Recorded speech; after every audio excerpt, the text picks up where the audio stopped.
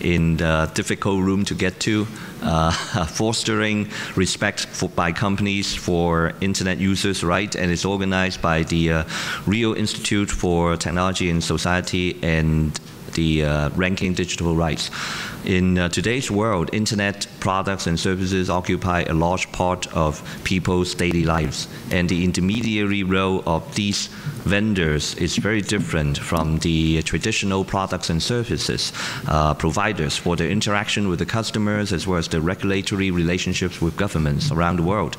And increasing awareness for privacy and security means that there's a falling out of trust between these internet intermediaries with the users, and increasing attempts by governments to try to regulate. Now, many of us do believe that a constructive way, a more constructive way to foster human rights is to create mechanism that allows these intermediaries to act in a constructive way so as to enhance the trust across the global internet. Now, just before we start, I just want to say a few things about myself and how I come into this discussion. I'm Charles Mark, and I started one of the earlier internet ISPs in Hong Kong in the mid-1990s. So we acted as an internet intermediary before it was called by that name.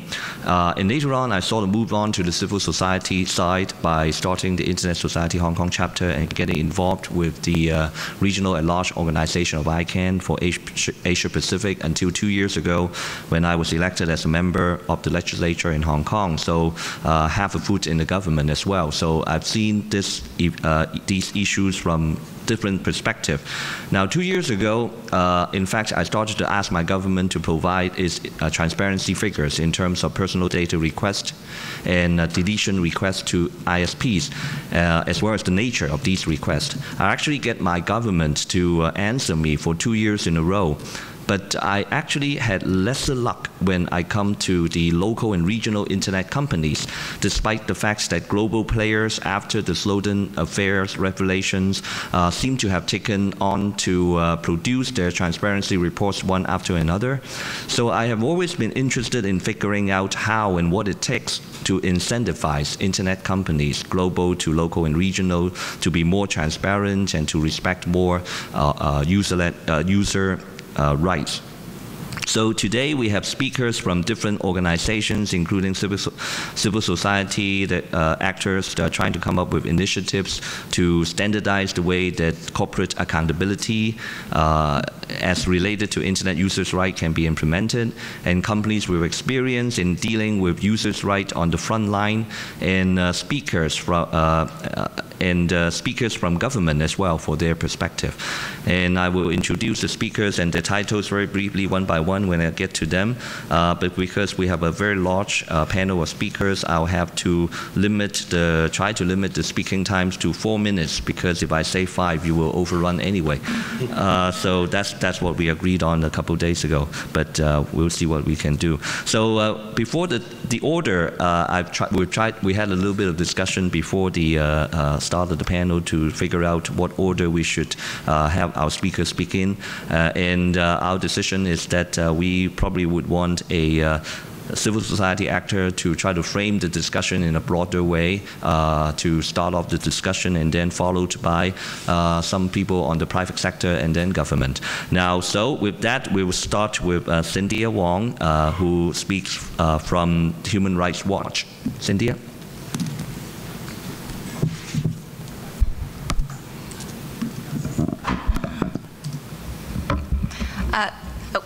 Thank you very much. Oh, no, it's working, yeah. Thanks, Charles, for that introduction. So just in way of background, I'm the internet researcher at Human Rights Watch, but I actually sit in the Business and Human Rights Division at HRW. And our division focuses on documenting corporate abuses of human rights in a number of different industries, including the internet industry, obviously, the ICT industry, but also telecom, oil and gas, mining, and a number of others. And we've been doing this work for almost 20 years. And I think from that range of experiences, we can safely say that it's the rare company who actually adopts human rights standards from a purely altruistic place, right, out of the pure goodness of their heart. That's just not what corporations are. And so in the course of our work, I think we've identified several components that we think are necessary to foster deeper respect for human rights in the corporate sector writ large. From the outset, I do want to state that our goal here is really to prevent human rights harm from happening and address the harms that have already happened, right? And so I don't think this is just an NGO goal, but it is a shared goal among many stakeholders, including many companies and investors and the like. So what are the components we've identified? I think first is external scrutiny of corporate behavior. This can take many forms. For us, this takes the form of research that documents human rights harm that is linked to corporate behavior. And not just about the harm, but actually identifying the nexus between that harm and the company's actual operations, so we can actually figure out how can we actually address the harm in practice. So that's the first one. Second is external standard setting. So this means that we really need an external standard against which you can actually measure company behavior over time, benchmarks and metrics, to understand whether they're actually responsibly respecting human rights and where the gaps are. Again, this can take many forms. I think one of the primary examples in this space is, of course, the John Ruggie framework and the UN guiding principles on business and human rights. But it's also sector-specific initiatives like the Global Network Initiative's principles on free expression and privacy, which Susan will speak about, and also the Ranking Digital Rights Initiative, which is creating its own set of metrics for measuring corporate responsibility in the tech sector. And I think to be most effective, any kind of set of external norms do have to be based in international standards that have wide acceptance. And so I think in the case of all of the initiatives I just mentioned, the international human rights frame really does provide that basis. The third component we identify and promote in our work is independent verification of company human rights policies and some sort of grievance and redress mechanism. So I think the days in which companies can say, don't worry, we have a human rights policy and we're doing the right thing, full stop, I think those days are over. And it's not enough to say, trust us, we're doing the right thing. I think any company these days has a few paragraphs in their annual report that talks about their human rights policies or their charitable giving practices. But without external verification, how can we really know whether the companies are actually implementing human rights policies in practice and whether they're actually effective, right? And so we do think that's an important component. And I'll note, I think Susan will talk about this, that the GNI for the tech sector does provide some of that external verification because companies who join do sign up for independent assessment. The fourth component I would identify is a process to identify best practices when it comes to corporate behavior and human rights. And identify this separately from external standard setting because it actually goes beyond simply minimum standards. It's about looking at, say, an industry as a whole, the ICT sector as a whole, looking at the main human rights challenges and risks that the companies are facing, and figuring out what companies are doing the best to address the human rights harm that might flow from their business. And this is important not only to reward those companies who are doing well in this sector, but also to provide a path forward for those companies who may be lagging behind, who maybe aren't doing quite so well in meeting their human rights responsibility, or for whom these issues are very new and they need some sort of roadmap for how to begin to address new issues. And the final component I would identify is really about state actors. So it's really about the duty of states to regulate corporate behavior.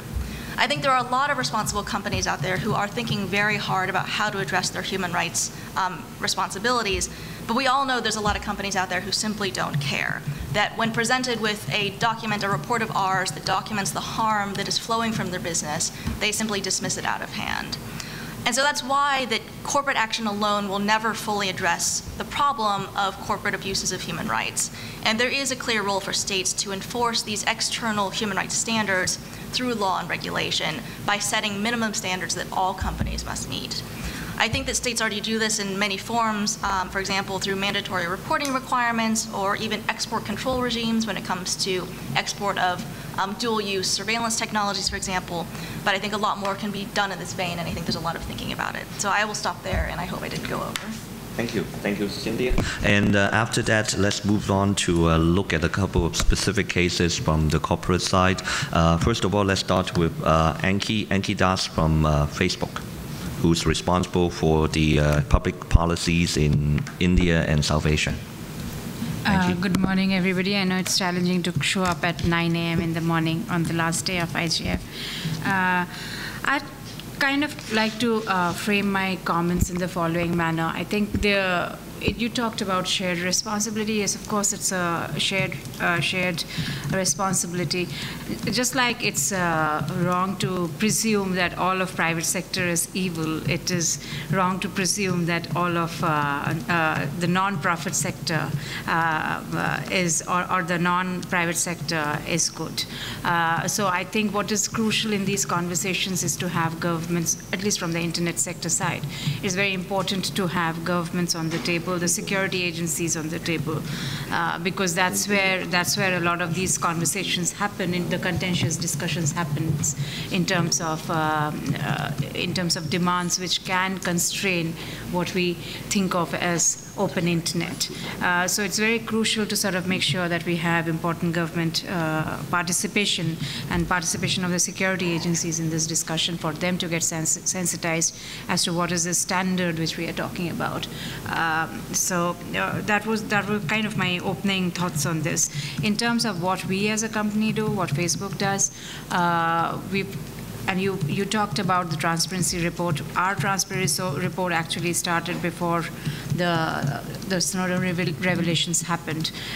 Every company, I think, eventually is going to embrace this as a default standard, and it can happen. It can happen triggered by an event, or it can happen as part of a company's own journey. It certainly happened in our case that it was not event specific, but we were talking about this for a long time, and eventually we did start with our transparency report way back in late 2012, early 2013 is when we came out with our first transparency report. Every 6 months, we are issuing this transparency report. We are very close to releasing another one. The fact about our transparency report is that even if we receive a demand, even if it is a single demand from any country, there's no minimum threshold. We will put that in our transparency report. So it doesn't matter whether, as a government, whether you've raised a demand for one or hundreds or in thousands, that will get documented in the Facebook transparency report, and we've done that consistently.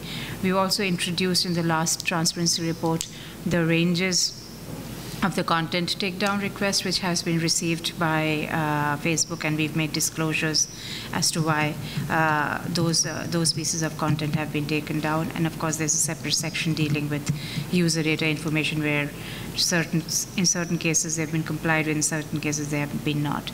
The second point which I wanted to talk about, responding specifically to the Snowden revelations and the entire discussion on surveillance and the role of governments and security agencies. Facebook participated in an industry effort which was launched soon after, Reform Government Surveillance, and you can look that up on the site up, which basically talked about 5 fundamental principles in terms of how this needs to be looked at or addressed by governments, and did an open letter to the President and the Congress urging them to reform government surveillance. The entire thrust of those principles were that government exercise of the powers of surveillance has to be rule-bound. It has to be extremely narrowly defined. So we came out with very strong statements against mass surveillance. It has to be subject to oversight. And therefore, we called upon all governments to also publish their own transparency reports, because they're making all these demands, but if they don't hold themselves up to a certain standard in terms of publishing their own transparency report, it kind of becomes very difficult to operate in that environment.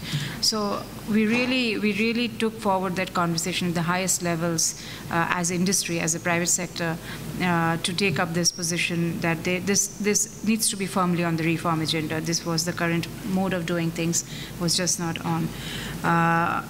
In terms of further sector-specific initiatives, we've been actively involved with GNI. Susan is here. I'm sure she'll talk more about what industry standards which we all are sort of participating in and working together.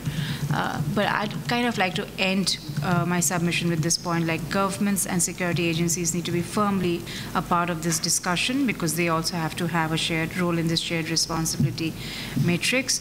And that could either take form of course, external scrutiny is one part of it, but we also want them to take ownership and drive change and drive reforms within their own system. And for that, having their own transparency report is a good mechanism to put in a fairly data-based way as to what is the quantum of interventions which they are making, legitimate and not legitimate. Of course, there are genuine cases of cybercrime and all of that, and it's nobody's case that should continue. I don't think so. That's civil society's case as well. So those are their legitimate cases, and there is overreach. This transparency report will clearly help identify what those areas of overreach are. Thank you. Thank you. Thank you, Anki. Next, we will move to Ihab Osman, who is the CEO of Brunei, and he's from Sudan.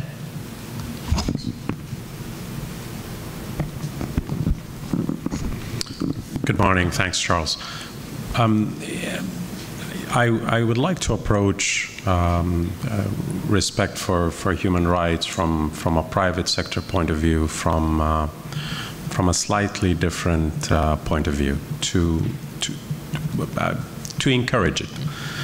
And if we are going to encourage private sector and companies to respect human rights, we need to concentrate on two elements.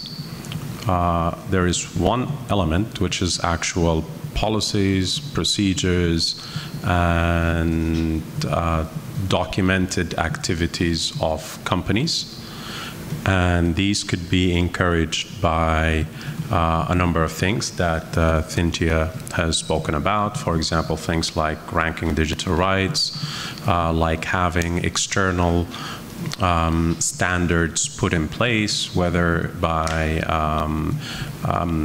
governments or civil society, or some agreed upon set of standards on what that behavior should look like. But also, corporations and private businesses are driven by people. And a lot of times, behavior of senior executives has a direct impact to the level of compliance or respect of these corporations to human rights. And I think we need to focus also on how to encourage the positive behavior from these senior managers and executives, and also maybe to have the sticks that discourage bad behavior. It's a two sides. And I work with the UN Global Compact, and we have an offshoot from the UN Global Compact, something called Business for Peace. And I sit on the board of Business for Peace, and what we are trying to do in Business for Peace is to essentially encourage those positive behaviors from corporations when it comes to dealing with its customers and users, and have essentially, quote unquote, the right, do the right thing. Another component to that, so we looked at this will encourage corporations, but we then looked at a way to encourage individuals in corporations to do the right thing. And there is an organization based in Oslo, Norway, called Business for Peace Foundation, and that's looking at the individual side. So this is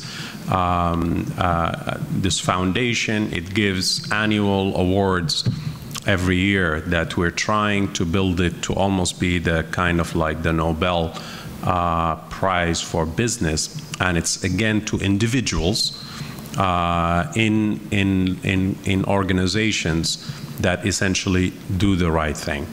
And there is the selection committee is made of all Nobel Peace laureates who do the selection. So this is a way we look at, because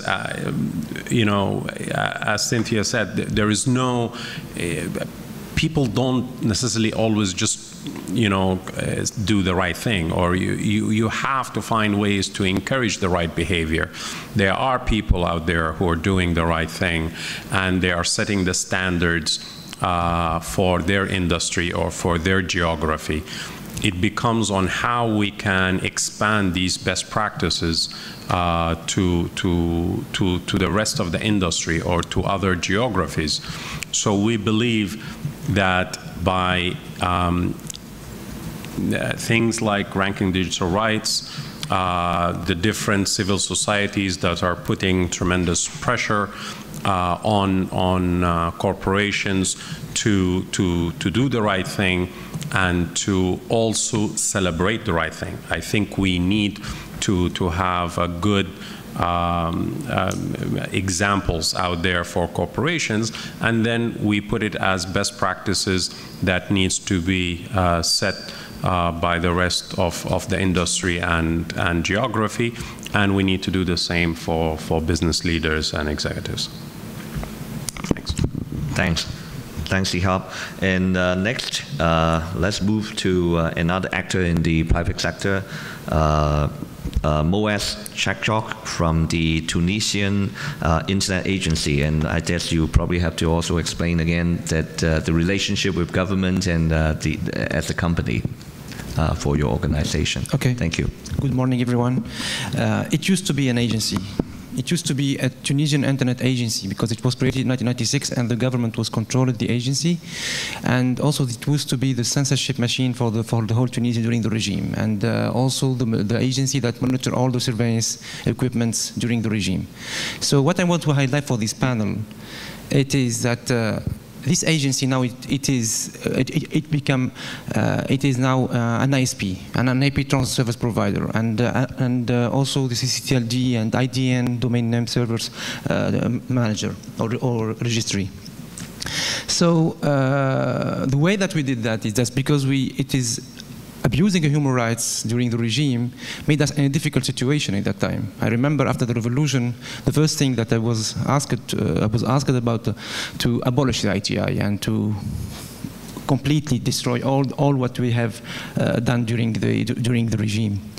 It was something very important because if you want to protect human rights, that means that you could develop your activities. But if you abuse them, you might be in a difficult situation, and this could yield for a private company or for any company acting in the internet to be completely abolished or destroyed.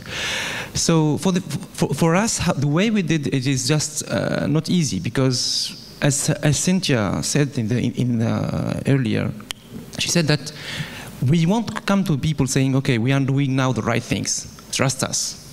We cannot say this. It is, for years we have censored, for years we have abused human rights, online human rights. But we need to do actions, and actions were required to do it, and to do that, and also to explain that we are moving forward and we're really changing, and change need to be highlighted in every day, not just during a period of time or saying, okay, we changed now, we are doing right things, and our engineers that used to monitor the web or do any censorship, now they are acting for the development and so on. So what we need during these 4 years, what we did is just to try to keep the same, the same rhythm of doing things. So the first thing is that we need to be transparent. Anything we do, we talk about. Anything we do bad, also we talk about. It's not just doing good things that we talk. We need to talk about everything, good or bad. And second, it is important that we try, because we have very good relationship with the government. Of course, the government is one of the shareholders of the company. So this also pushed us or encouraged us to be much more effective to do things from the inside. So, for example, we encouraged Tunisia to be member of the Freedom Online Coalition, and we hosted the Freedom Online Conference in 2013. This was a very good step for us to show to the community and to show to Tunisians that we changed, and now we are really acting in the other side. Also, we engaged, as I mentioned, with the civil society, because Tunisians are not aware of their privacy.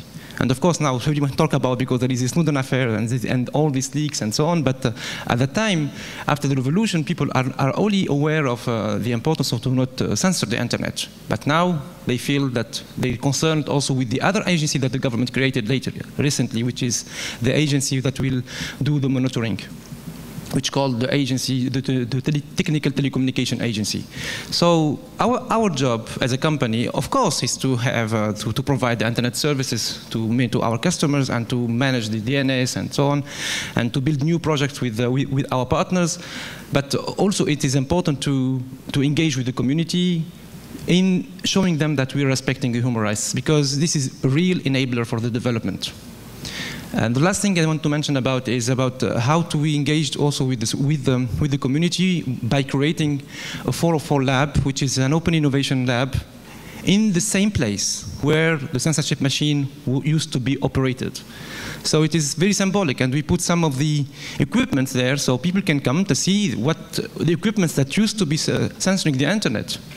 And this is something that's very symbolic, of course. It's nothing for the company. It does not cost a lot of money. It's just opening the doors to people to come to work with us and use the equipment. And this is very, very symbolic, and this is something that I encourage government and companies to do much more on these issues.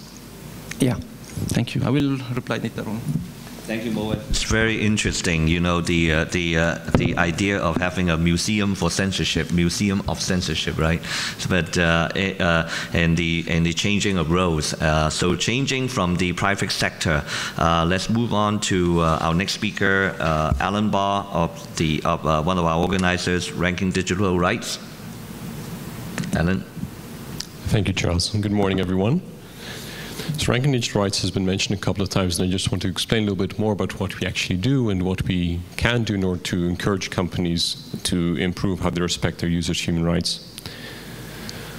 We recognize that companies constantly face choices in how they, for example, deal with government requests for user data, how they deal with private requests to take down content, how they enforce their own terms of service, how they set up their privacy policies, etc. And the choices that companies make in those moments are choices that have a real impact on people's human rights, in particular people's right to freedom of expression, people's right to privacy. So we come in this wider ecosystem of a link between business and human rights, and especially technology companies and human rights that comprise of also the other stakeholders here at the table.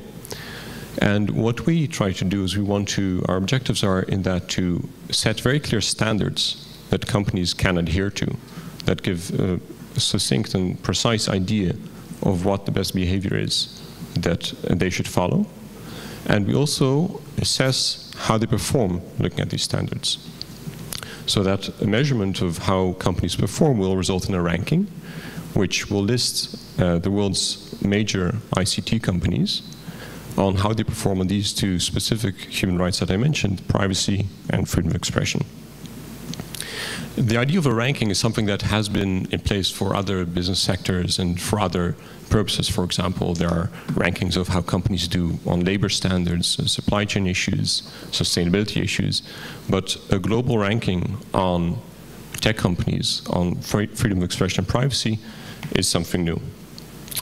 We want to reach different stakeholders with this information that we produce, with this ranking. First of all, companies themselves who want to know how they're actually faring in protecting the rights of their users. Companies that want to mitigate the human rights risks of their users, and that are also facing requests from their customers who want to have their information protected. Also users themselves, we want to reach them. They are making constant choices of certain services that you choose or companies that they go with. And they want to know which company is more likely than others to protect their rights.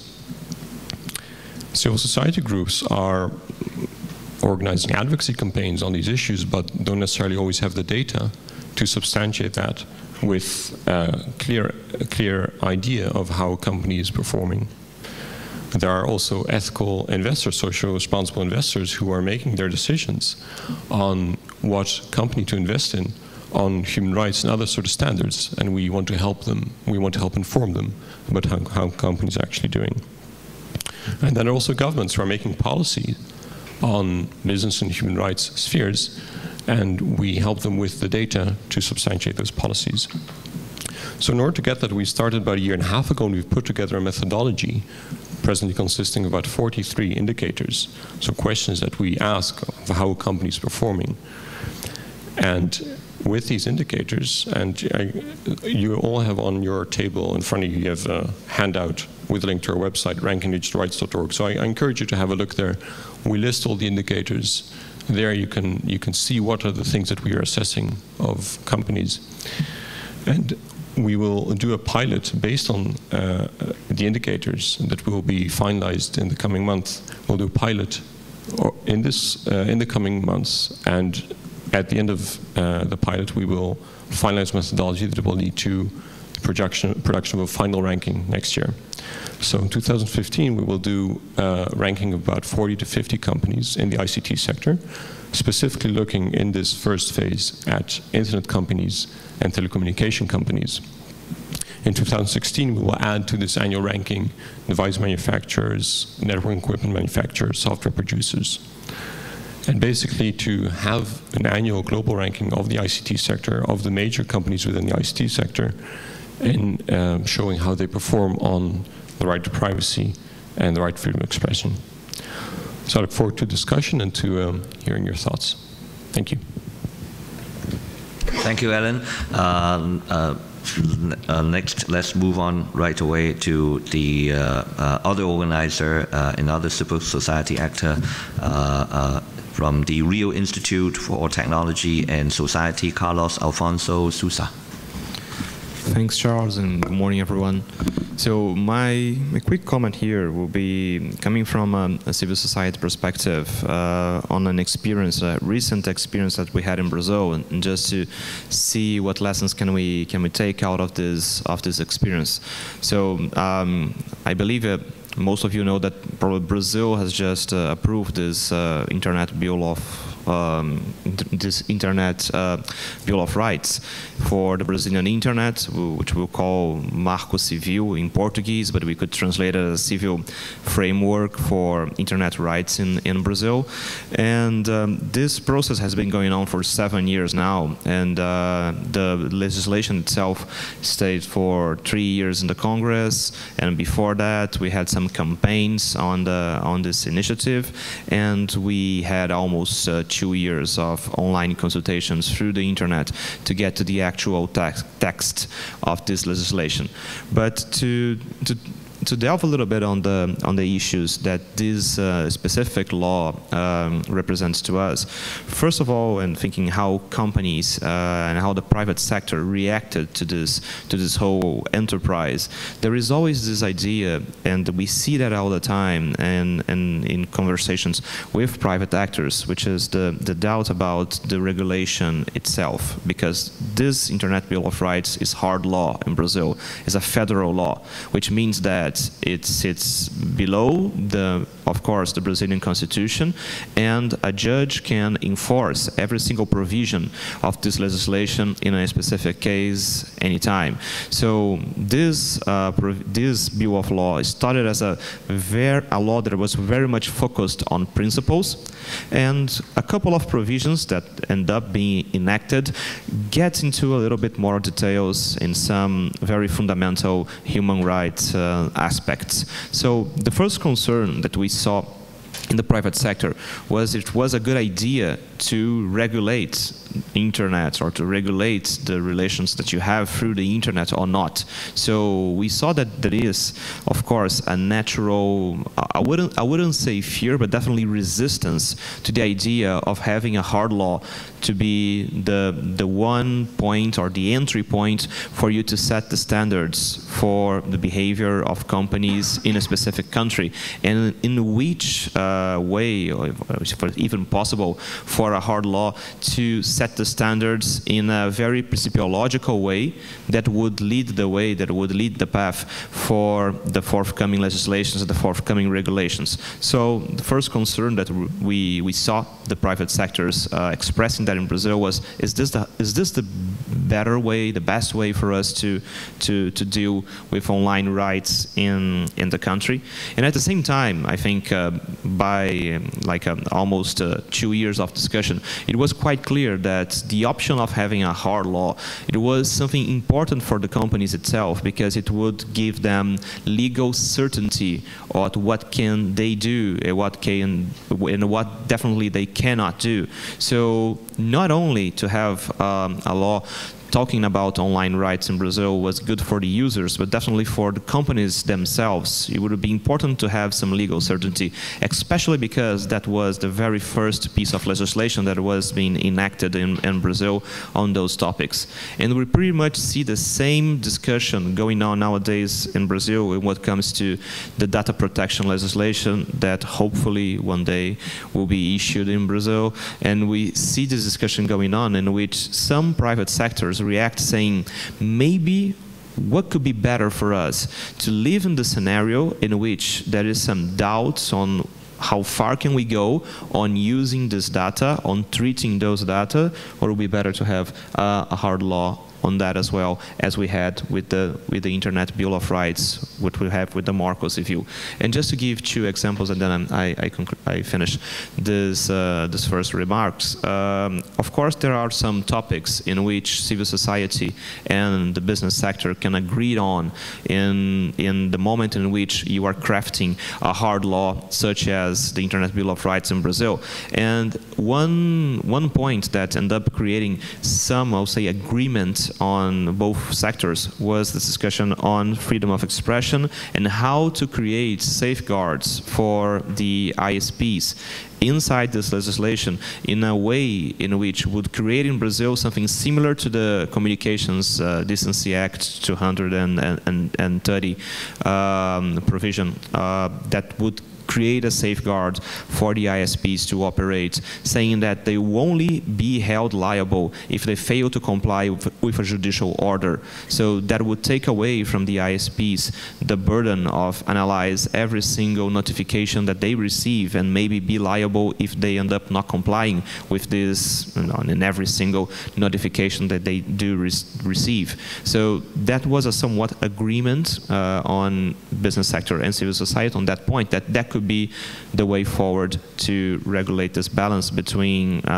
rights that could be infringed, such as honor, privacy, or right of image, and the creating a healthy environment for freedom of expression. And just to finish, there is some areas of disagreement, and maybe privacy could be one of these areas of disagreement.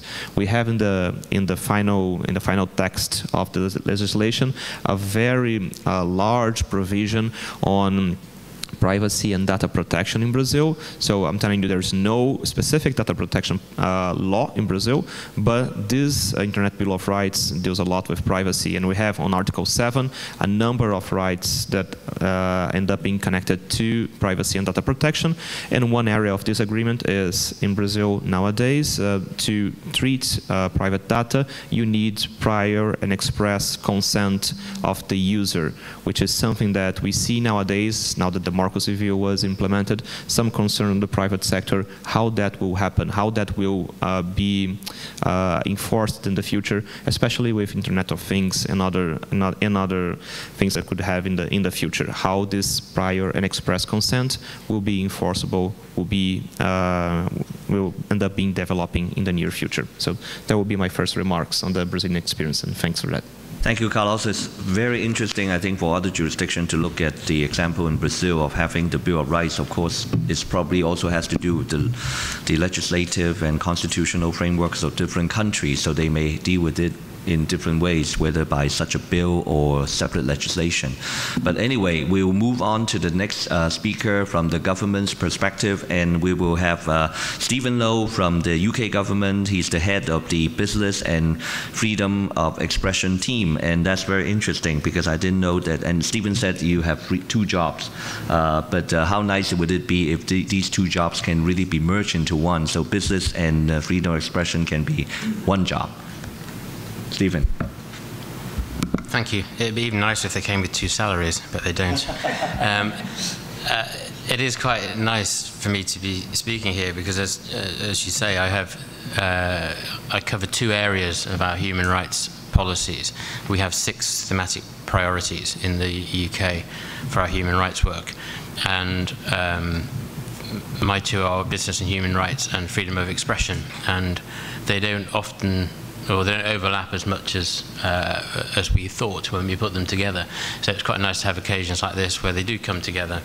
And in terms of our business and human rights work, obviously the UK has been at the forefront of this internationally as far as governments are concerned.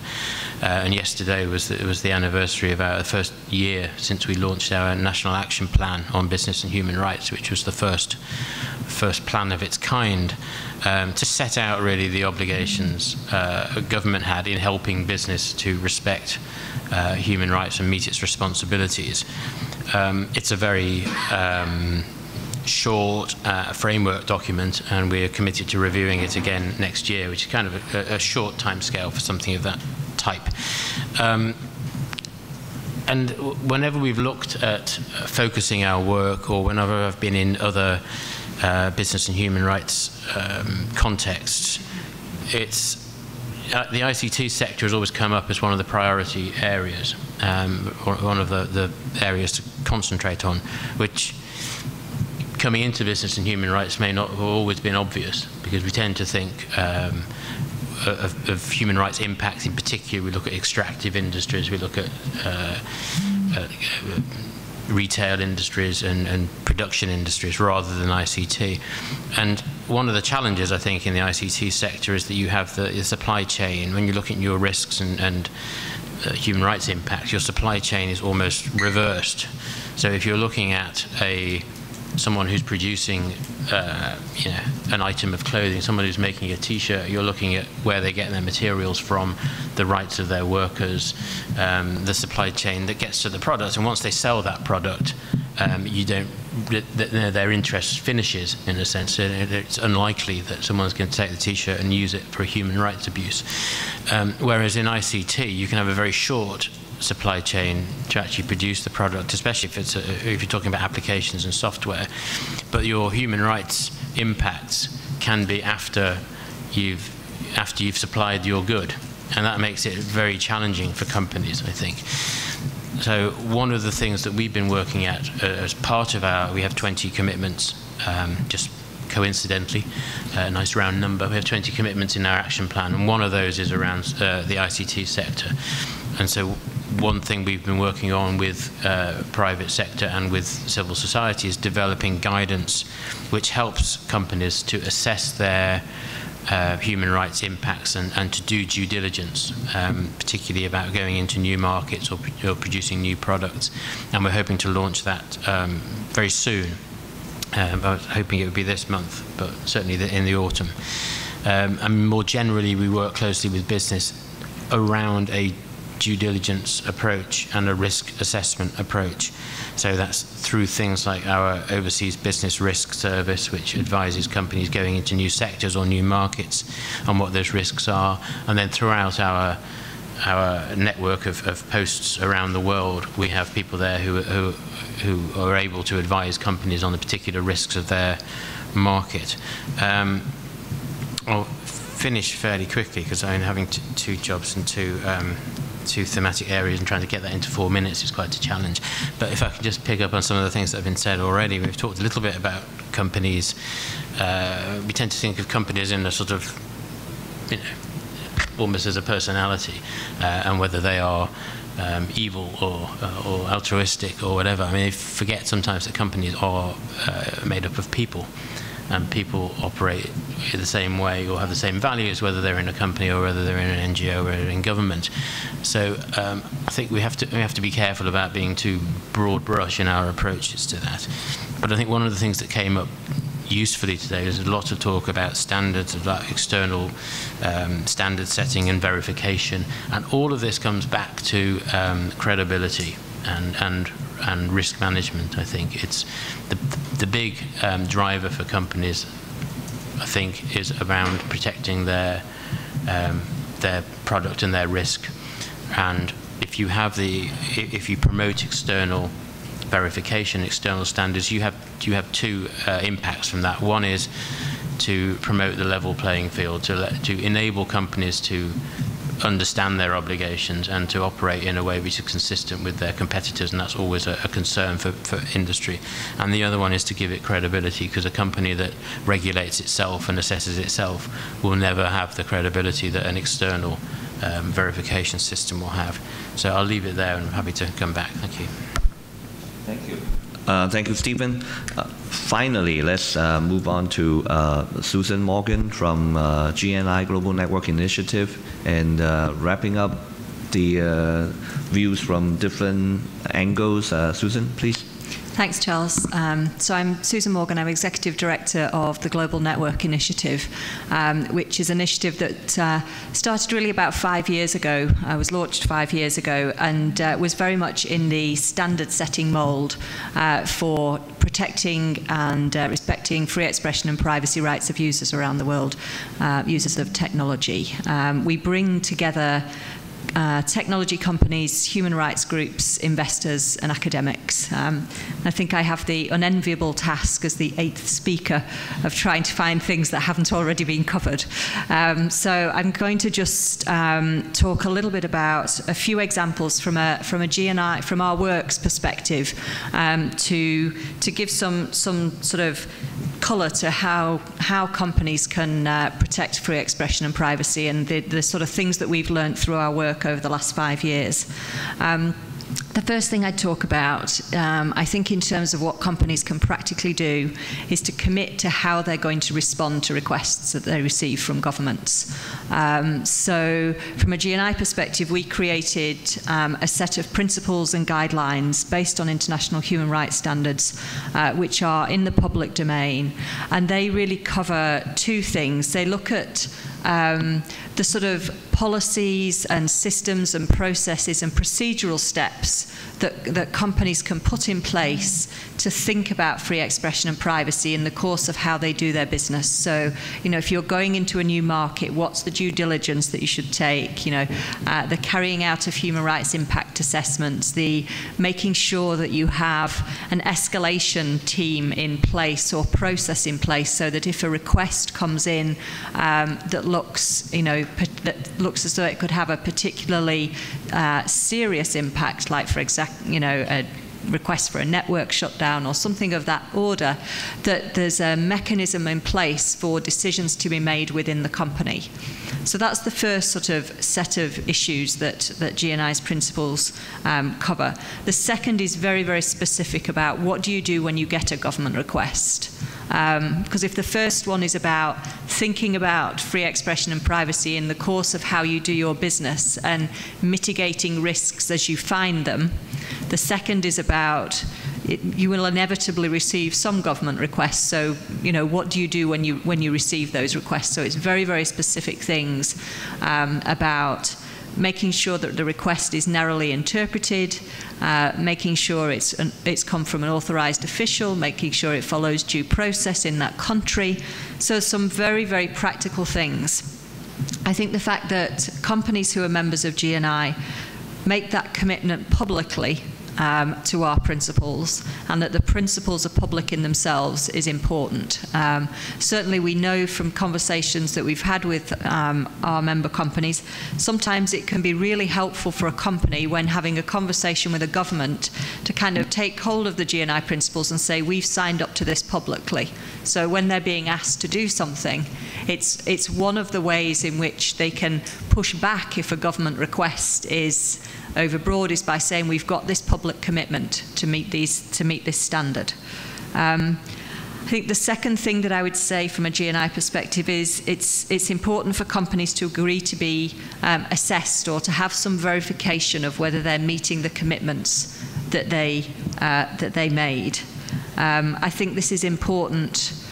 Certainly from a GNI perspective, it's important for the credibility of the work that we do.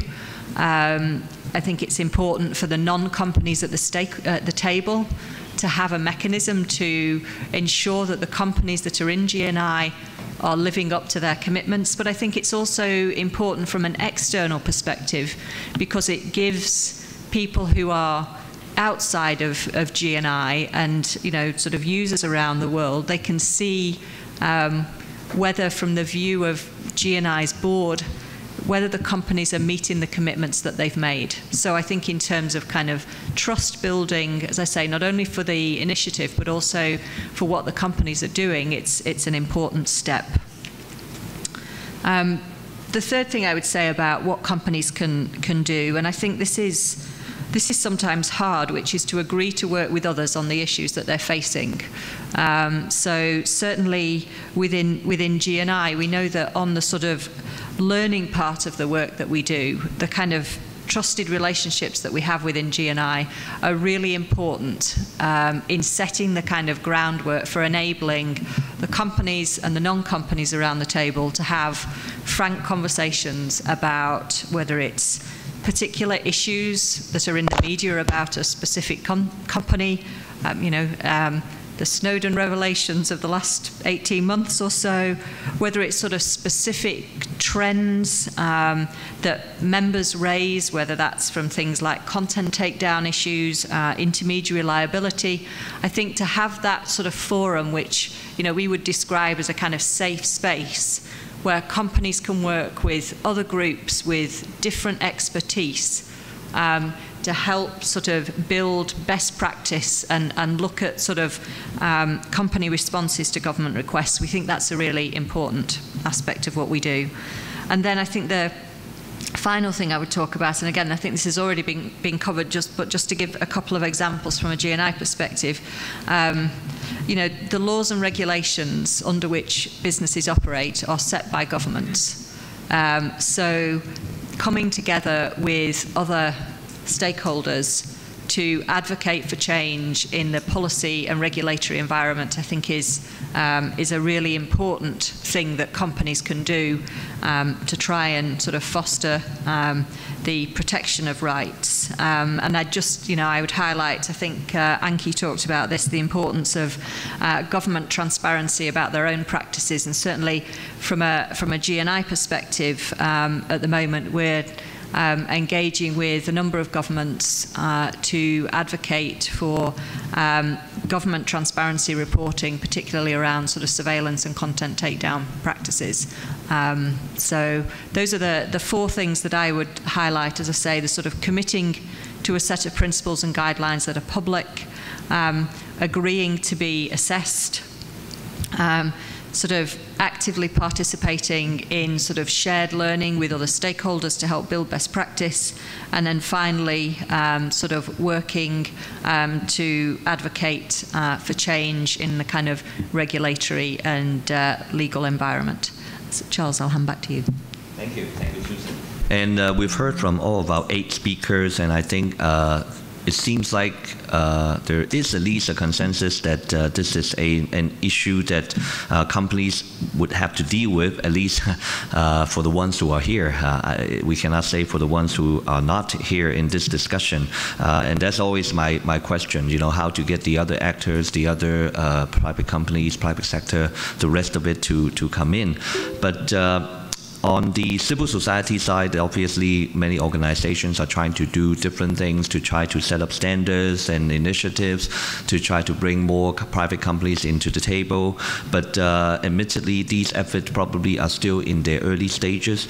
And there seems to be an agreement that the government has to take a role. But then, of course, I would also want to comment that seem to be based on an assumption that government would know what to do and know what are the right things to do and the right things for the internet or the users, not necessarily for itself. And sometimes that is a huge assumption for many parts of the world and their governments. So anyway, there might be a lot of questions and maybe comments from many of you. We'll take some, and then also noting whether there might be some remote participants who might have some question. First of all, over here, please.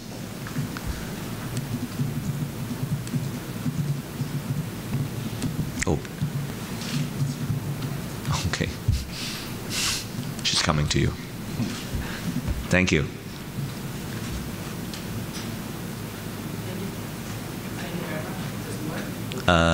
Keep talking, I guess. Hello, hello. Yeah. Now it works. My name is Pernille Tranberg, and I'm from Denmark.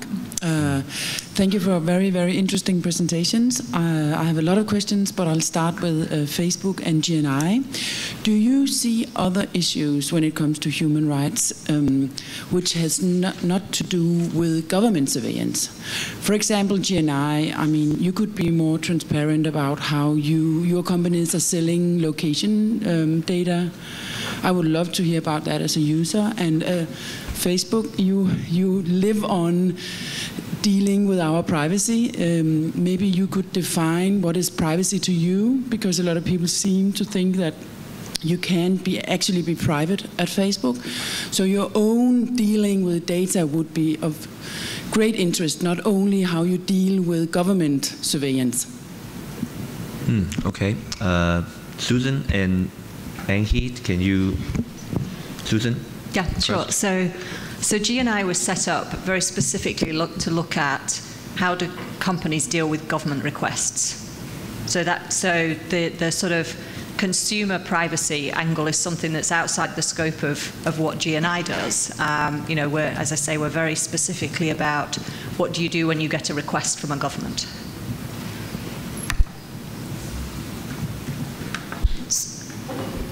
So in terms of our privacy practices, we've sort of provided the detail of that on our site on privacy principles.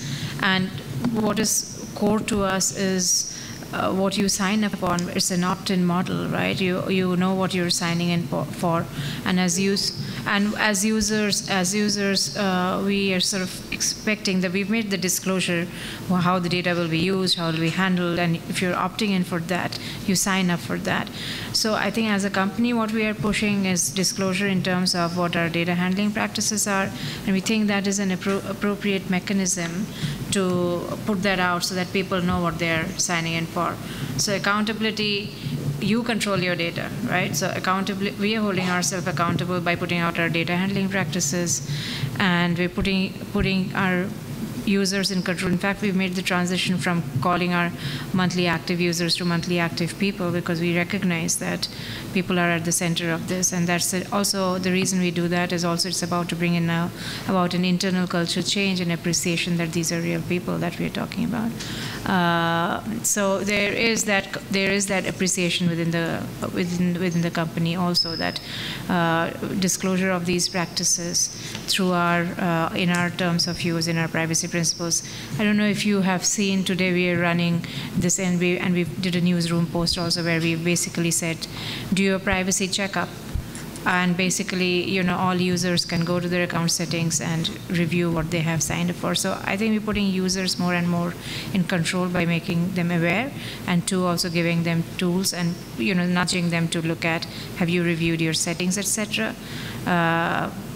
It's a constant journey, and we are having conversations all over the world with privacy advocates and trying to get in that input into the way we work. Thank you.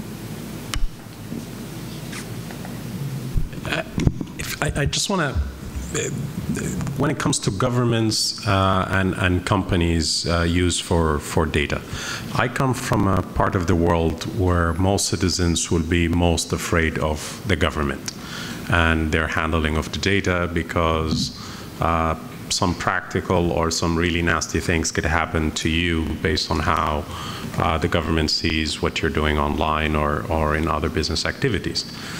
After the Snowden revelation, okay, a similar thing may be happening in what we call law, abiding governments. However, I will say impacts on the average citizen in these countries is still negligible. You're not going to be thrown into jail or arrested or something arbitrarily. You still have some sort of recourse to a law. In these societies, I will be more worried about the companies and their access to data. None of us read that long, terms of service. Maybe as part of ranking digital rights or something, we come up with some sort of a standard that in bold, simple sentences tell me what's going to happen to my data, how it's going to be sold, because we know there is nothing such as free app. Basically, if it's free, means I'm paying for it with my personal data that is being sold, and to what effect.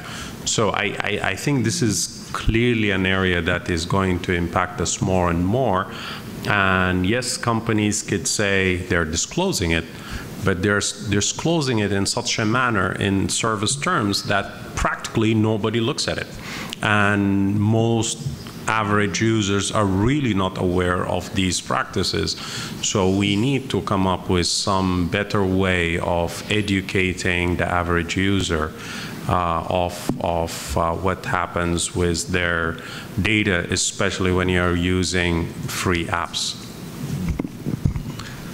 And Cynthia, you like to add a point? Yeah, just one quick one. I mean, I think your question raises a really key aspect of the surveillance debate that we really need to do a lot more work on, which is that we care about data protection because it is in itself a fundamental right, but we also care about it because the more data that companies have about us, the more is actually available to governments to collect as well. And I think that nexus really does need to be examined a little more. I think in addition to that, what is important for such an effort to look at is to look at, and I know one of the panels after this is examining that, is the types of laws which are there, the intermediary liability laws which are there, which kind of create a whole, which really puts the companies, which they don't want to be in that position, is to arbitrate into a lot of these demands which they receive. And also some of the laws which are there are just overbroad, giving a lot of handle to law enforcement agencies to chill speech. Companies are actually pushing back on that. And if you look at the transparency report of each platform, that will show that there is a substantial amount of pushback on requests which get into the areas of speech. And of course, there are legitimate areas of crime, which I talked about, where it's nobody's case that those should not be dealt with appropriately under due process. But there is a pushback on this requests which get into these demands, which get into the areas of speech. For example, in India, very recently, the Internet and Mobile Association, which is an industry association of all internet firms, has filed a writ petition in the Supreme Court challenging the intermediary laws of India. So I think on a lot of these questions, there is an opportunity to work together to reform a lot of these overbroad and overarching laws. Governments will always want to control, but sort of to make sure that the definitions of safe harbor provisions are rule-based, appropriate, and are not overbroad is very important. So I think that is also an area which needs to be examined. Yes, the gentleman here in the middle. Thank you. Anki, I thought you made a great observation that there's shared responsibility among the companies, civil society, governments, and security services. It seems to me that a great deal of the problems that everybody complains about are in fact emanate from governments and security services. How does one, is it realistic to expect that there can ever be a panel like this with 2 more chairs for representatives of government and security services to discuss how they will bear their responsibility? It seems to me that part of the difficulty we're facing is that they will not engage in discussion, or at least certainly will not engage in any public discussion.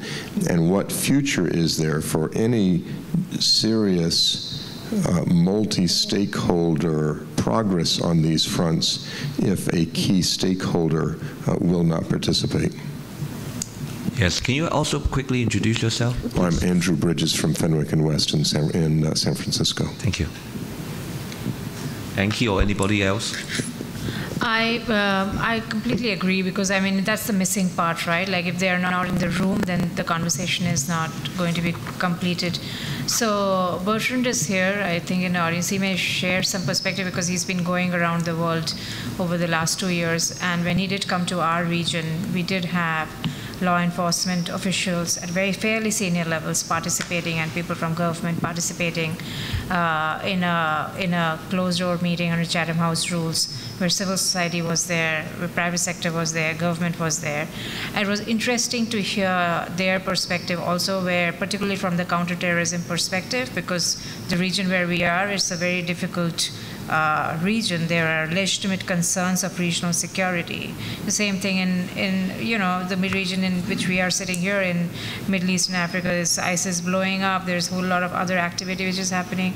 So they were expressing their concerns which they have in terms of, which is why I said on those kinds of crime, it is nobody's case. It's not even civil society's claim that that people should die because of terrorist activities. But their main thing is that we are concerned about this. This is a new animal, and they are using traditional tools to deal with this. And Bertrand, I don't want to put you in a spot, but like you may have some perspectives to share from these brochures and research, field research which you've done. Yes, Bertrand, and see if any of our other panelists may have something to add after Bertrand. Thanks, Anki. I'm Bertrand de la Chapelle. I'm the director of the Internet and Jurisdiction Project. I think what Andrew was raising is a very valid question, and we're placed in a situation where, in too many cases, the different actors do not speak enough with each other. I've seen a tremendous evolution in the last few years.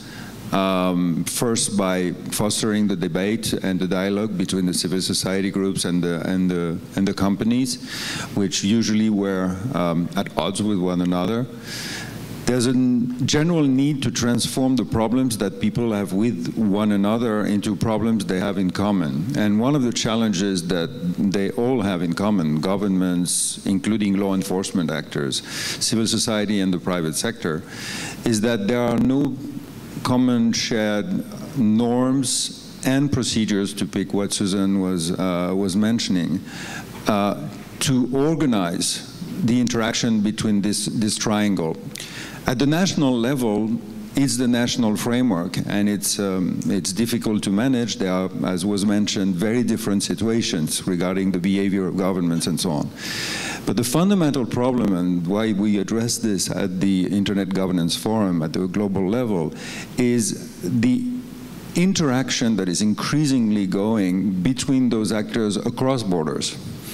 And the fact that the law in one country is completely irrelevant in another country, but nonetheless, some elements of the law in the national country needs to apply. And when you talk to law enforcement agencies, as Anki was mentioning, in the Internet and Jurisdiction Project, there is a direct involvement of governmental representatives from the different ministries, including Foreign Affairs or Ministries of Justice. But one element that is interesting is to have the participation of actors from police, from Interpol and Europol in particular.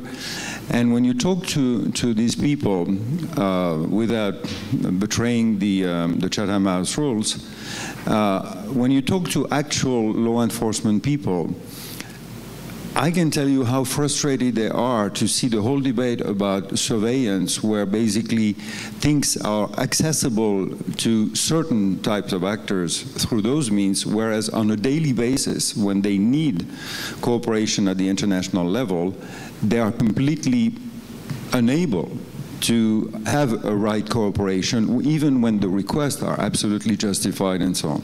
And so the big challenge, and thanks to Anki and Carlos is also aware of the process, the effort that we've been doing during the last 2 years is to facilitate the dialogue between all those actors to develop a framework for procedures. And the principles, for instance, that the GNI has developed on the substance level are one element. And what we're doing is basically helping to establish a sort of harmonization of procedures and norms and criteria that allow the submission the formatting of requests, of transborder requests for domain seizures, content takedown, and access to user data. Formatting of those requests and procedures for dispute management and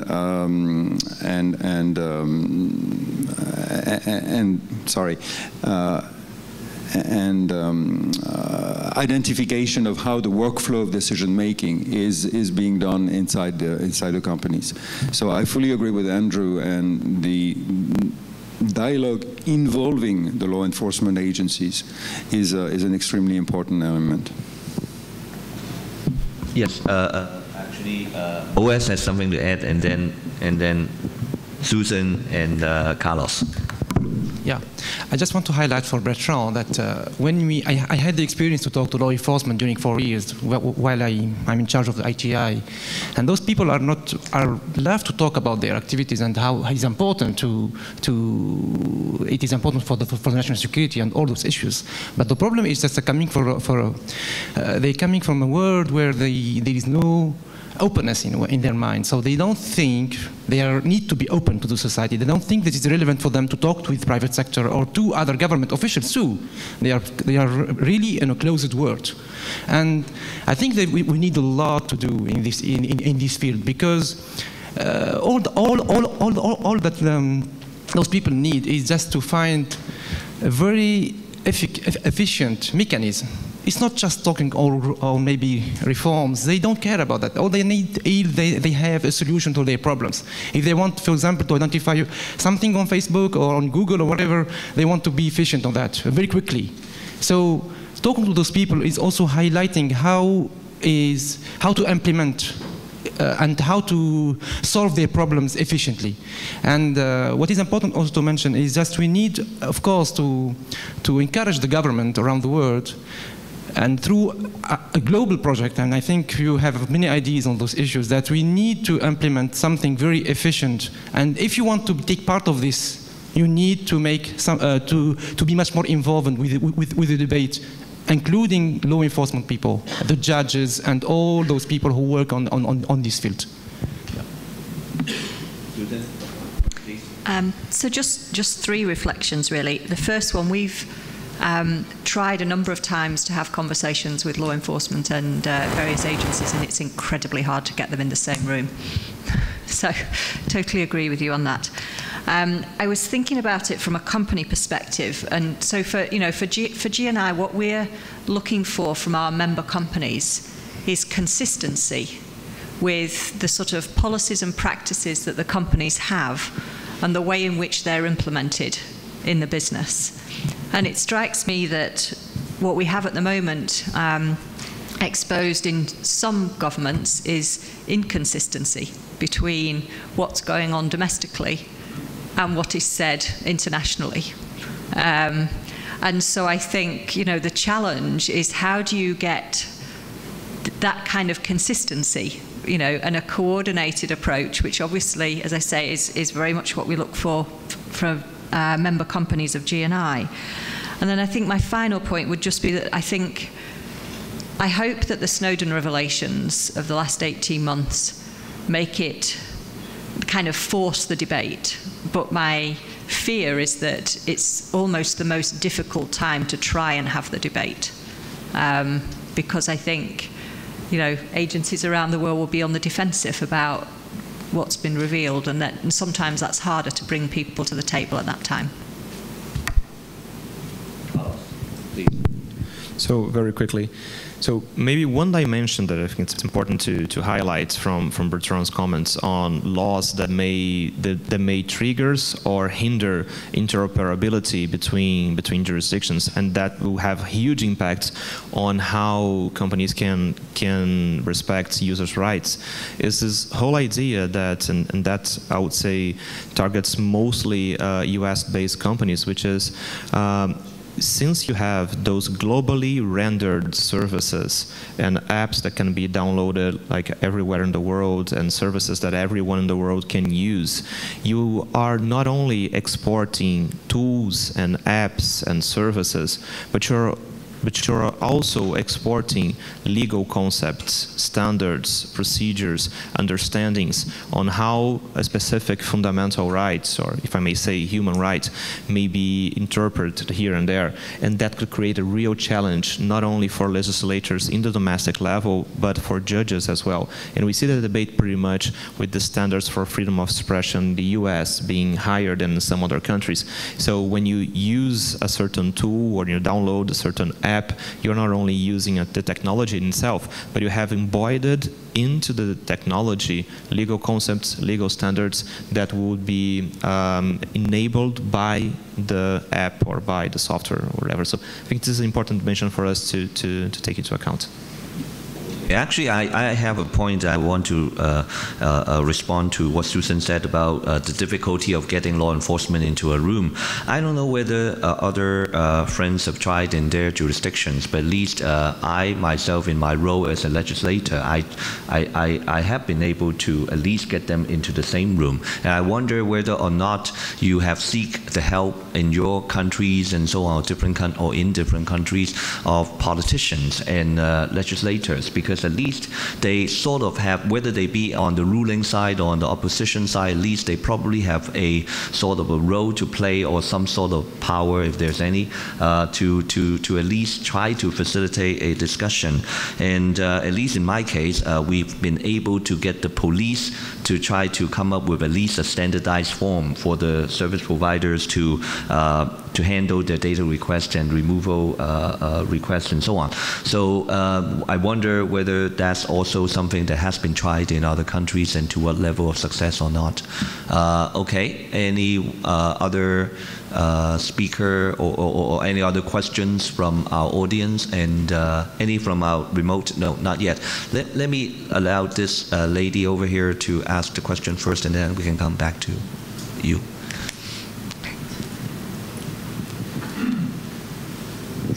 Yes, good morning. Lisa Garcia from the Philippines.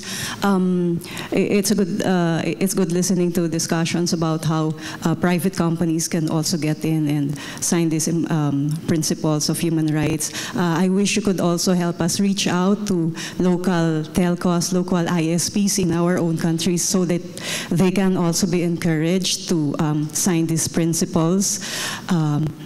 And at the same time, my other point is that we are talking about these guiding principles on human rights for the freedom of expression and speech, but I wish you would also consider asking companies, private companies, to look at, to sign the UN Women Empowerment Principle, not just in terms of having gender parity in companies, but also so that they can look into empowerment in their own businesses, in the market, and also in the communities. Thank you. Okay, because of time, let's try to get this gentleman to ask this question, and then we can try to wrap up and let all the speakers try to answer the two questions.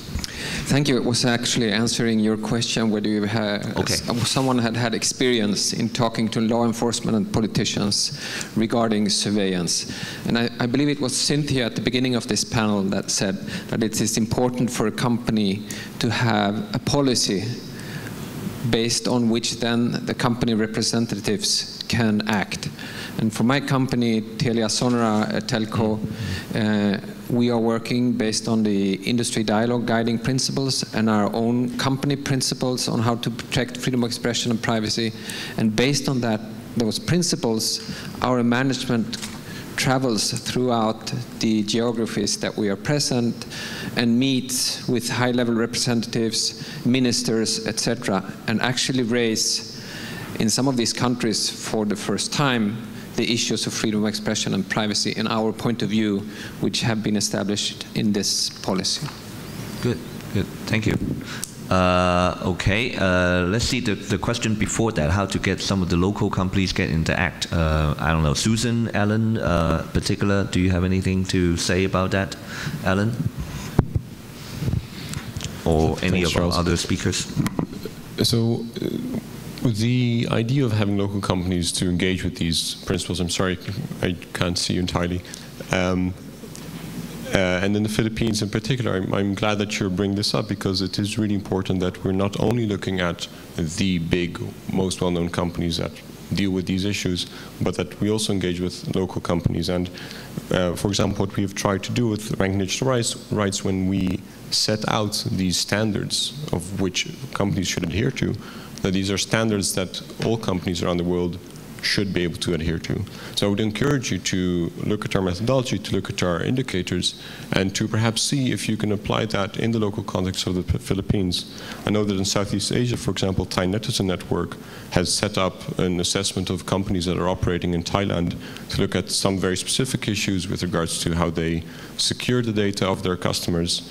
And I very much hope that something like that could also be set up and could benefit you in the Philippines. Thank you. Just quickly saying, we want to engage for sure. If you believe that it's important to do all those things, that we want to engage on those. For example, to publish the transparency report. I had the experience. I wanted to publish something on the first transparency report for ITI for 2013, but they had a lot of pressure. So the government giving a lot of pressure to not to avoid, because they think it is related to national security, and this could be how to say, in not in accordance to the access to the information law that we have after the revolution. So it's really difficult sometimes to engage, and we need to decrease the pressure on companies on those issues. But of course, in my my country, but not my jurisdiction, they actually look at this as state secret. They can, in China, you cannot even say anything about these sort of data. They cannot be reviewed. Susan. So thank you very much for your question. I think in the longer term, GNI would very much hope to have members, company members from both a local context and sort of from a much broader geographic region than the regions that we have right now. I also wonder if there's a role in the local context for the investor community to help to raise the issues with companies and to begin that conversation around free expression and privacy. Okay, maybe we have time for one last question, if there's any, or comments from any of our... Okay, Bertrand?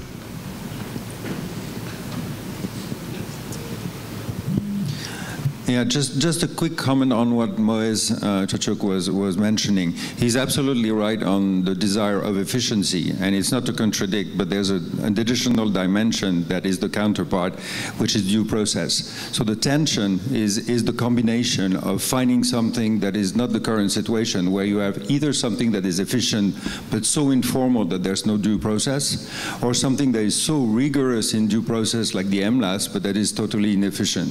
So the key challenge is to combine an element of efficiency and due process. And in that regard, you mentioned a very important element is the notion of standardized formats for making those requests, so that there's interoperability and understanding of the language that both parties are speaking.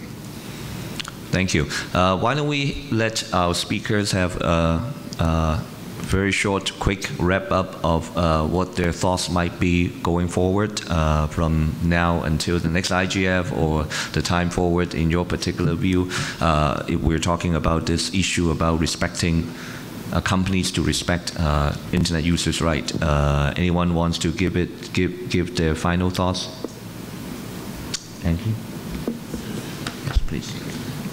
I just wanted to again reinforce this point, and I'll pick up on the ranking digital rights exercise which Alan, you're driving. I think it's useful again to look at the state of intermediary laws across the world, because that is where it is the genesis of these overbroad requests. So if one thing is fine to rank what companies are doing, but whether it is telecommunications where they are tied by their licensing conditions, or just companies who have to sort of then make sure that they end up getting into fights with various national governments, because there's this entire thing of national legislation and international standards, and there's huge tension between the two.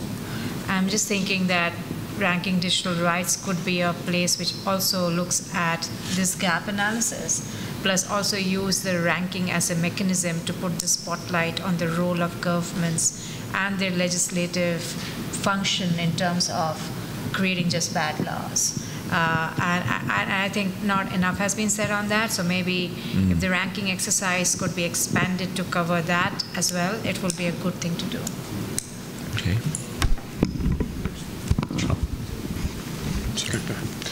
Just to respond very quickly to that, yes, definitely the legal political environment of where companies operate is very important and definitely influences how they can perform within our rankings. So it's certainly going to be part of our narrative in explaining why perhaps companies have been held back by the operating environment within which they function. We will not do a ranking of governments as such. There are other organizations out there that do such things, the Web Foundation, Freedom House, etc. And ultimately, what we assess is how companies perform within all jurisdictions within which they operate. Just to add as my final remark, and I'm very glad that we have heard so much about the key influence that government policies, government practices can have on how companies operate. I also hope that in looking forward toward the next IGF and what's going to happen over the next year, that we can also encourage companies to be more transparent about what they do to enforce their own terms of service and their own privacy policies.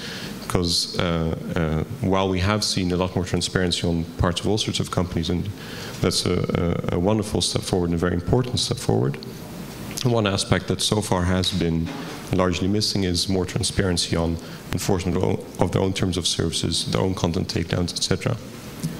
Thank you. I like Alan's last point a lot. To be pragmatic, I think we need to almost split the conversation about respecting human rights of users into two areas. The areas that are totally related to companies' behavior and things that are directly under their control. And I think this is the area where we can make the most progress very quickly. Because with the right pressure on companies, that could happen. The second area, of course, which is related to governments, and that's a far more difficult and challenging issue, and we will probably be, unfortunately, talking about it for the next, for our lifetime. But we can put more pressure on companies and get more tangible results from companies fairly quickly. I feel like we're in a theater and the lights are coming on. Stephen and then Cynthia and Susan, you're wrapping up. Yeah, just very quickly. I think we've had an interesting discussion around almost around the nature of privacy, and that's a debate that I think is going to carry on because our understandings of privacy have probably changed over the course of a generation, and that's largely driven by the internet. And I focused earlier very much on our assistance to companies because I thought that was the focus of the panel. But if we want to talk about government surveillance as well and the law enforcement agencies, I think there was an important point made earlier about the way we treat privacy in different political environments, and I think privacy becoming a currency almost. For you value your privacy depending on what you think that privacy is going to be used for. So if you tick the terms and conditions box for an app or whatever, it's because you're not actually that worried. Whereas in other political circumstances, you may be worried because your privacy carries more significance there. I think we have got an ongoing debate with our law enforcement agencies, intelligence agencies, who I think it was said are not naturally transparent organisations. It doesn't go with their culture.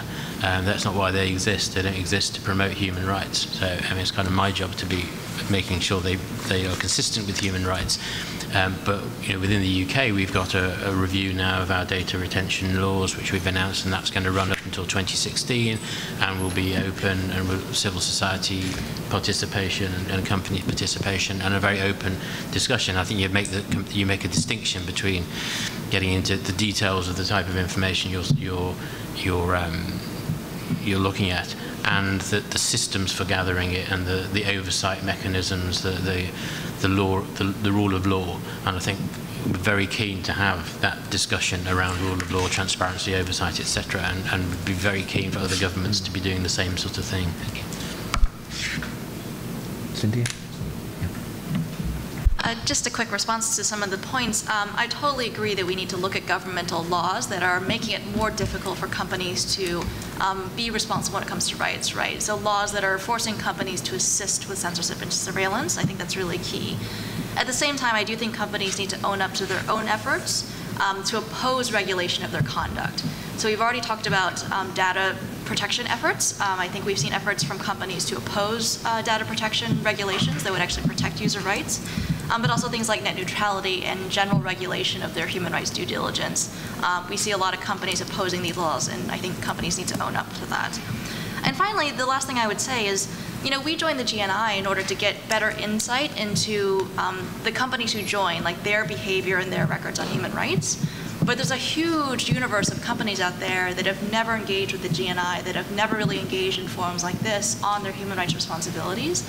And I think we do need to broaden the tent a little bit, especially outside of, say, the US and Europe, and look at a broader range of companies and really start asking what are they doing to safeguard the rights of their own customers. So I think just briefly, there's a real tension between the sort of frustration of wanting to make progress now because the issues are so urgent, and the reality of the fact that we're really at the very beginning stages of the debates on free expression and privacy, I think, and the role of governments and the role of business. And certainly I would see over the next few years a much kind of wider set of an ecosystem developing which will put pressure and focus attention not only on companies but also on governments. And so I would expect that to be sort of reflected in future IGF forums. Carlos? So very quickly, I'll be really interesting to look in the future how those different alternatives on fostering respect for users' rights will develop. Like look into a hard law perspective, soft law alternatives, research projects such as the Ranking Digital Rights. So I'll be really interesting to see how those processes will develop, and especially this interrelationship between technology and law, like especially to see how human rights can be protected even by the design of apps, softwares, and devices. Like the new smartphone cannot be a human rights infringing device. So even the design, not only of the law, but in the design of the devices, will be interesting to see how this discussion will develop. Well, thank you, Carlos. It seems like at the end of our discussion, it seems like almost seems like we're becoming has become a discussion of fostering respect by government for internet users' rights. But in a way, maybe that is also an important factor and almost a prerequisite for some of these companies to also respect internet users' rights. So with that, thank you very much for our panelists. Let's give them a big hand and for all of you. Thank you. Thank you. I have another panel. I think it's conference room 1. I'm sorry. Was there anything left of the fly?